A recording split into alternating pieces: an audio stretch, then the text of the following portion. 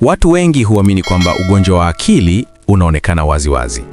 Wanafikiria kuwa lazima mtu awe amechanganyikiwa au ashindwe kabisa kuishi kawaida.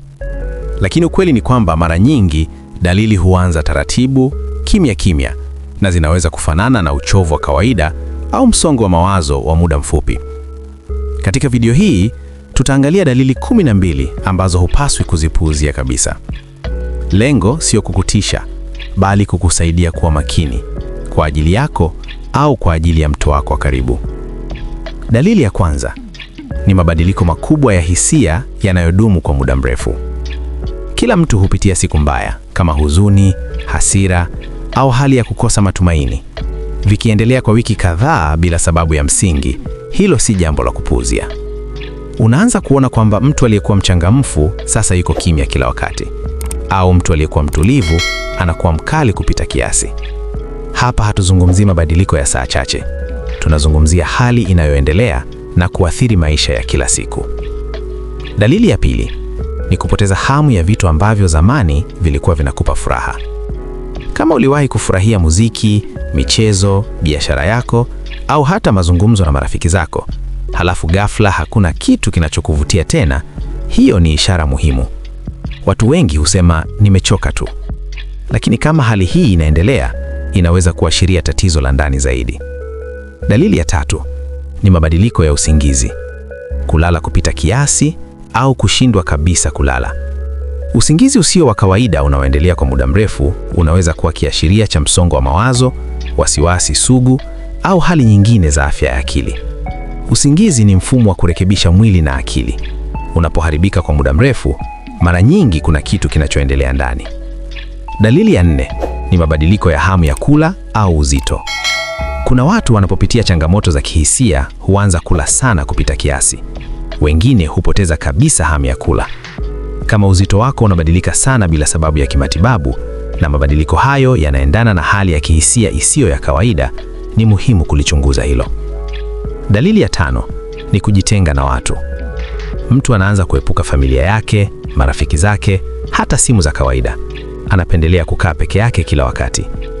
Kujitenga kwa muda mfupi ni kawaida wakati mtu anahitaji nafasi, lakini kujitenga kwa muda mrefu, hasa kama una huzuni au hasira, kunaweza kuonyesha changamoto ya ndani. Dalili ya 6 ni uchovu usioelezeka. Sio tu uchovu wa kazi, ni hali ya mwili kuwa mzito, akili kuwa nzito, hata baada ya kupumzika. Mtu anaamka tayari amechoka, hana nguvu ya kufanya mambo ya msingi. Uchovu wa aina hii mara nyingi una uhusiano wa karibu na msongo wa mawazo au hali za wasiwasi wa muda mrefu. Dalili ya 7 ni kujilaumu kupita kiasi au kuhisi huna thamani. Kama mtu anaanza kusema mara kwa mara kwamba yeye hafai, hana maana au yeye ndiye chanzo cha kila tatizo, hilo si jambo la kupuuzia. Hata kama anasema kwa utani, kurudia mara nyingi kunaweza kuonyesha imani hasi iliyojengeka ndani yake. Dalili ya 8 ni wasiwasi uliopitiliza.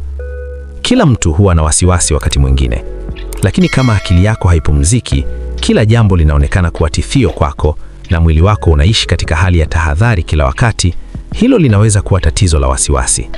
Dalili zake zinaweza kujumuisha mapigo ya moyo kwenda haraka, jasho la bila sababu au hofu isiyo na maelezo ya moja kwa moja. Dalili ya 9 ni kushindwa kuzingatia au kufanya maamuzi.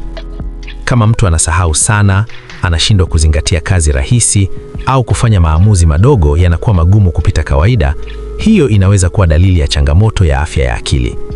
Watu wengi hudhani ni uvivu, lakini mara nyingi sio uvivu, bali ni uchovu wa kiakili. Dalili ya 10 ni hasira au milipuko ya ghafla ya kihisia. Mtu anaweza kuonekana yuko sawa, halafu ghafla anapata hasira kali au analia bila kutarajia. Mabadiliko haya ya ghafla yanaweza kuonyesha hali ya ndani ambayo haijashughulikiwa. Dalili ya 11 ni tabia za kujidhuru au kujiharibu taratibu. Hapa hatuzungumzii tu vitendo vya moja kwa moja, bali pia tabia za kujipuuza, kama vile kutumia vitu hatari kupita kiasi, kujiingiza katika mazingira yenye madhara au kupuuza afya yako makusudi. Tabia hizi zinaweza kuwa njia ya kukimbia maumivu ya ndani. Dalili ya 12 ni mawazo ya kukata tamaa kuhusu maisha au mustakabali. Kama mtu anazungumza mara kwa mara kwamba hana matumaini, hakuna maana ya kuendelea kupambana, au maisha hayana thamani, ni muhimu kuchukua kauli hizo kwa uzito. Hata kama anasema kwa sauti ya chini au kwa njia ya mzaha, usizipuuze. Sasa, swali muhimu ni kwa nini watu wengi hupuuzia dalili hizi? Sababu mojawapo ni unyanyapaa. Katika jamii nyingi, kuzungumzia afya ya akili bado ni jambo gumu. Watu wanaogopa kuitwa dhaifu. Wengine wanaamini ni kukosa imani au kukosa nguvu ya ndani. Hii husababisha watu wengi kukaa kimya. Sababu ya pili ni kutojua. Watu hawajui tofauti kati ya huzuni ya kawaida na hali inayohitaji msaada wa kitaalamu. Hawajui kwamba wasiwasi unaodumu miezi kadhaa si jambo la kupuuzia. Sababu ya tatu ni hofu ya kuhukumiwa. Mtu anaweza kutambua kuna tatizo, lakini anaogopa kuzungumza kwa sababu anaweza kuonekana kama mzigo kwa wengine.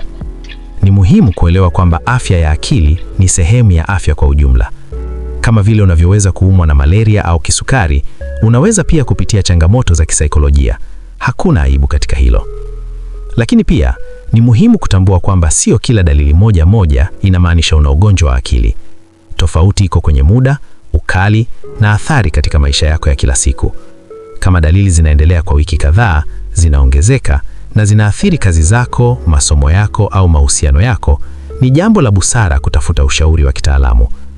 Kama unahisi baadhi ya dalili hizi zinakuhusu wewe, hatua ya kwanza sio kujihukumu, ni kuakibali kwamba kuna kitu kinahitaji uangalizi. Unaweza kuanza kwa kuzungumza na mtu unayemwamini, rafiki, ndugu au mshauri wako. Hatua ndogo inaweza kuleta mabadiliko makubwa. Kama wewe ni mzazi, ndugu au rafiki wa mtu unayehisi ana dalili hizi, usimshambulie kwa maswali au lawama. Anza kwa kumsikiliza. Wakati mwingine mtu hahitaji suluhisho la haraka, anahitaji tu kusikilizwa bila kuhukumiwa. Na jambo la mwisho na muhimu kabisa, kutafuta msaada sio ishara ya dhaifu, ni ishara ya uelewa na uwajibiko binafsi. Akili ni kiungo kama moyo au figo. Inapohitaji msaada, ni busara sana kuipatia msaada huo. Afya ya akili sio safari ya mtu mmoja peke yake.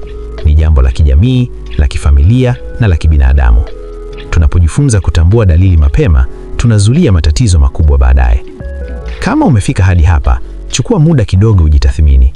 Jiulize, je, kuna mabadiliko ya muda mrefu katika hisia, tabia au mawazo yangu? Je, kuna mtu wa karibu nami ambaye ameanza kubadilika kwa njia isiyo ya kawaida? Uelewa ni hatua ya kwanza. Hatua inayofuata ni kuchukua hatua. Na kumbuka, kuzingatia afya ya akili sio nafsi, ni msingi wa maisha yenye utulivu, mahusiano yenye afya na maamuzi yenye busara.